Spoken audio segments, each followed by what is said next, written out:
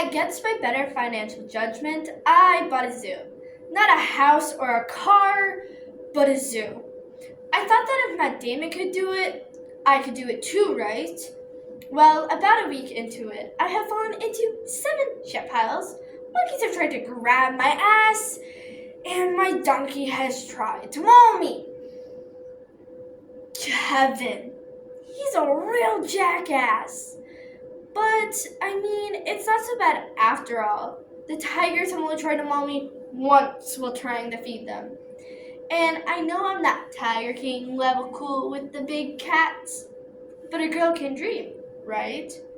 Well, my favorite tiger is Carol. Carol Baskin. I thought to myself, what the fuck did I just do? I couldn't have just bought a dog kennel? Or could I also write a speech to warn other fellow foreigners, the clear demographic to be buying zoos from doing so as well?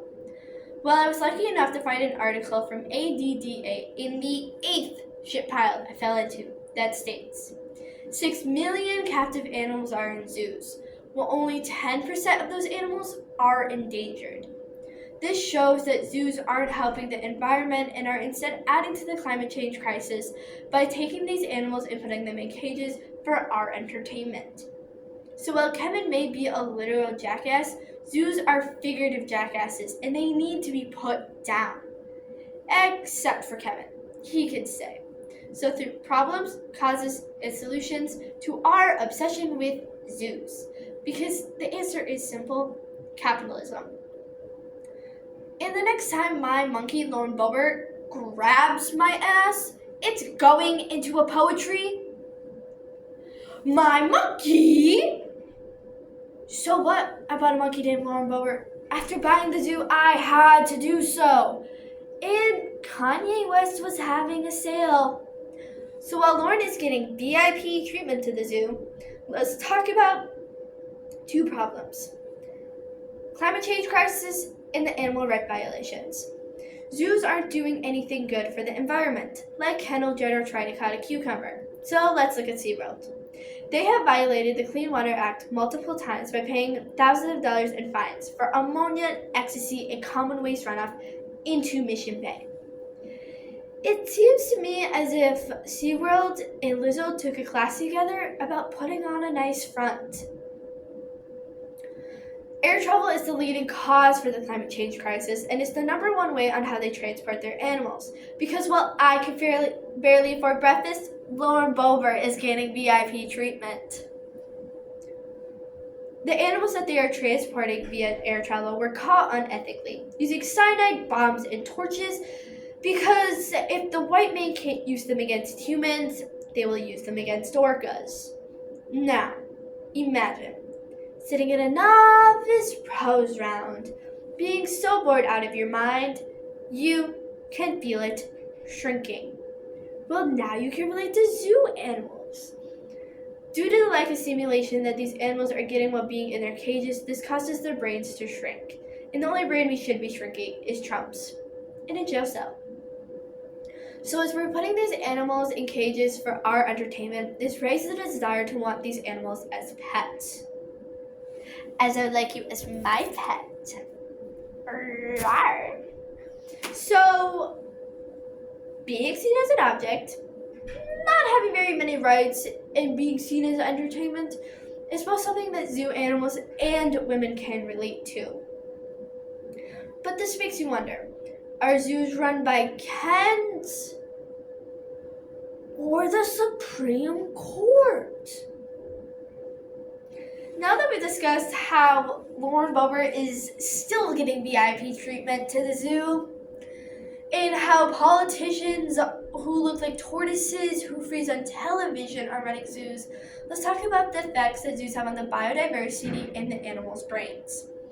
Zoos are killing the biodiversity of reefs and forests. By taking away keystone players and putting them into cages, this disrupts the food chain and ultimately damages and harms more animals. Gorillas. That's the punchline. But no, gorillas, and most men at frat parties, are key seed dispersal agents that help keep our forests alive and abundant. But as we take them out of their environment and put them into cages, this is because zoos only have one thing on their mind: profit. Zoos really like that one South Park episode with the underwear gnomes just a little too much and decided to steal their plan. Steal all the animals from step 1. Steal all the animals from the wild.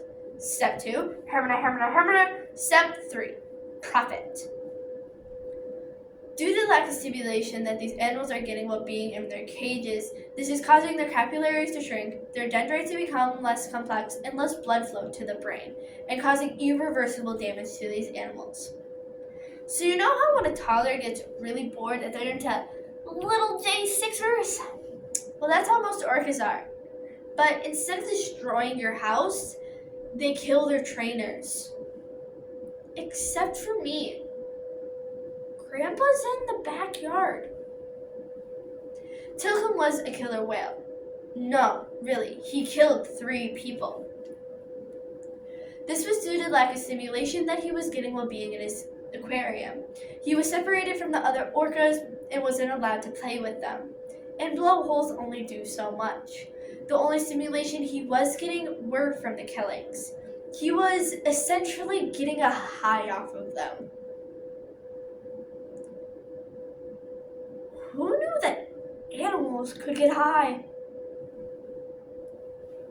So now that we've discussed how the zoo and SeaWorld are the same to how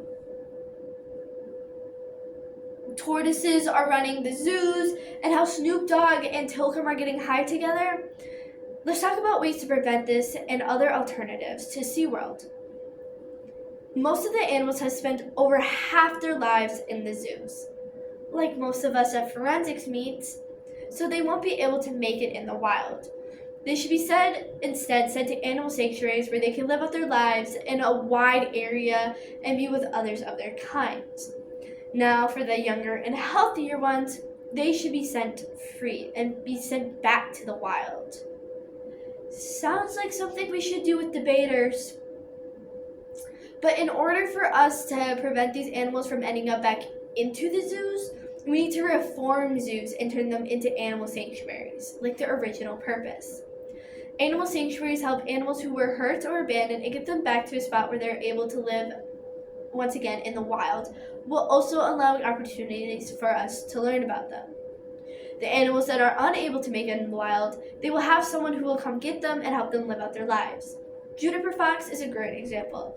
She has helped rescue many animals and help them live out their lives. So instead of going to SeaWorld, you should check out these other 2 animal sanctuaries that we have in Minnesota and Wisconsin.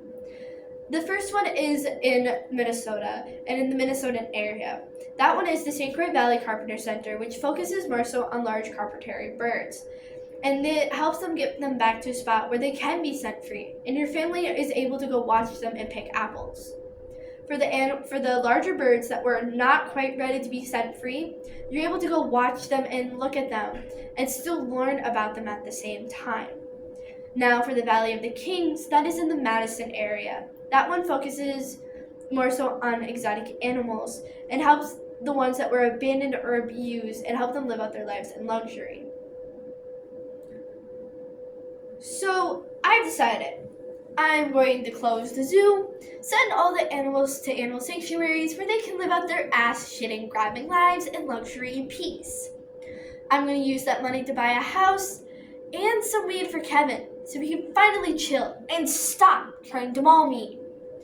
Zoos are not doing anything good for the environment, but are instead adding to the climate change crisis by causing irreversible damage to these animals by putting them into cages and raising the desire to want them as pets. Animal sanctuaries are a great alternative to this as they allow us to still learn about the animals and you're able to go watch and be sent free. I have a QR code of the 3 animal sanctuaries that I have talked about today, so you're able to go and support them and learn more about them. So instead of leaving zoos to be destroyed, instead of destroying the earth and with climate change for us, we should just leave it to the Republicans to do it instead.